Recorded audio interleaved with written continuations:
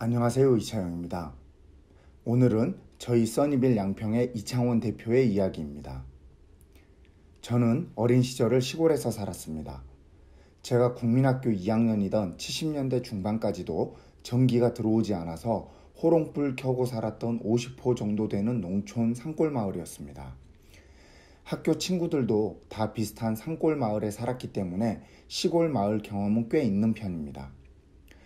초등학교 때 근처 대도시인 대구로 전학하게 되면서부터 학교 다닐 때는 도시에서 살고 방학이면 시골에서 지내는 생활을 초중 고등학교 다니는 동안 했습니다.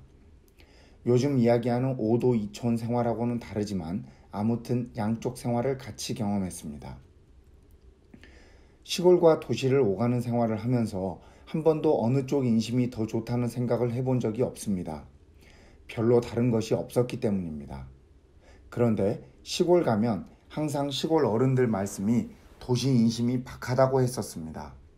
지금 생각해보면 그 시골 분들은 도시를 잠깐 다녀갈 뿐 한 번도 살아본 적이 없는 분들이었습니다. 그냥 시골에서 계속 살았기 때문에 타지가 불편해서 도시에 나갈 일이 있어도 잠깐 있다가 바로 시골로 돌아오시는 분들이었습니다. 그러니 아마도 도시가 불편하다는 것을 인심이 박하다고 표현했지 않았나 싶습니다. 70년대에는 도시 시골 할 것 없이 거지들이 많았습니다.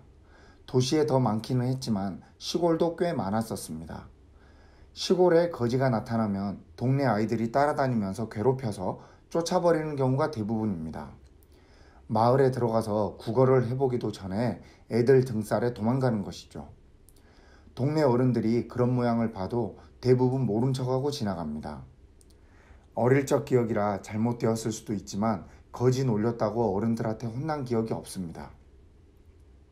도시에 살 때는 아침이면 대문을 두드리면서 밥을 구걸하는 거지들을 쉽게 볼 수 있었는데 동네 사람들 대부분이 밥이나 반찬을 내줬습니다. 구걸하는 거지에게 밥을 주는 것이 인심의 기준이 될지는 모르지만 만약 그렇다고 가정한다면 제 기준에서는 시골 인심이 도시보다 좋다고 할 수는 없습니다. 물론 시골에서는 동네 사람들끼리는 서로 잘 지냅니다. 잘 지내지 않을 도리가 없는 것이 시골에서 농사를 짓자면 혼자서 모든 일을 하기가 아주 어렵습니다. 동네 사람들의 도움이 필수적입니다. 그래서 동네 사람들끼리 잘 지냅니다. 반면 도시에서는 옆집 사람하고 같이 일을 해야 될 경우가 거의 없으므로 잘 지낼 이유가 없습니다. 친하게 지내도 되고 모른 척하고 지내도 됩니다. 즉 도시에서 이웃과 친한 것은 선택사항이지만 시골에서는 필수입니다. 도시의 직장인들을 보면 동네 이웃과는 친하게 지내려 노력하지 않지만 직장 동료들과는 가능하면 친하게 지내려 합니다. 같이 일을 해야 하는데 관계가 불편하면 일을 하기 힘들기 때문입니다. 시골은 마을 그 자체가 직장입니다. 서로 도와서 일을 하고 돈을 벌어야 하는 생업의 현장인 것입니다. 그래서 도시 직장인들이 직장에서 그러하듯이 시골 마을 사람들은 마을 사람들과 잘 지내려 합니다. 이런 조직에 외부인이 들어가면 텃세라는 것을 느끼게 됩니다. 그래서 시골 텃세, 직장 텃세라는 말이 있는 것입니다. 굳이 나누어 놓았지만 사실 직장 텃세만 있는 것입니다. 시골 마을은 그 자체가 농사짓는 직장이기 때문입니다. 아무튼 이렇게 서로 돕고 사는 마을에 외지인이 마을에 들어왔다고 가정해보면 동네 사람들이 외지인을 어떻게 생각할지 대충 짐작이 될 것입니다. 시골에서 외지인이 나타나면 상당히 경계합니다. 서로 잘 알고 지내는 사람들 틈에 모르는 사람이 들어왔으니 모든 사람의 주목을 받게 되고 일거수일투족이 사람들 사이에 회자됩니다. 이 상황에서 외지인이 그 마을의 문화나 풍습, 관습 등을 따르지 않는다는 판정이 나면 집단적으로 그 사람을 싫어하고 경계하게 되는 경우가 생깁니다. 당하는 사람은 뭘 잘못했는지도 모르고 왕따를 당하기 쉽습니다. 물론 이런 현상은 새로 이직한 회사에서도 어렵지 않게 찾아볼 수 있는 현상입니다. 시골 인심이 좋다는 것은 어디까지나 동네 사람들끼리 이야기입니다. 물론 옆 동네 사람에게도 해당할 수 있습니다. 학교 다니면서 옆 동네에도 다 친구들이 있어서 서로 연결이 되기 때문에 학교를 같이 다니는 동네권에서는 서로 잘 지냅니다. 학연, 지연 등이 도시보다 강하게 형성되어 있습니다. 그러므로 도시에서만 살았던 사람은 시골 인심이라는 것을 알 수가 없습니다.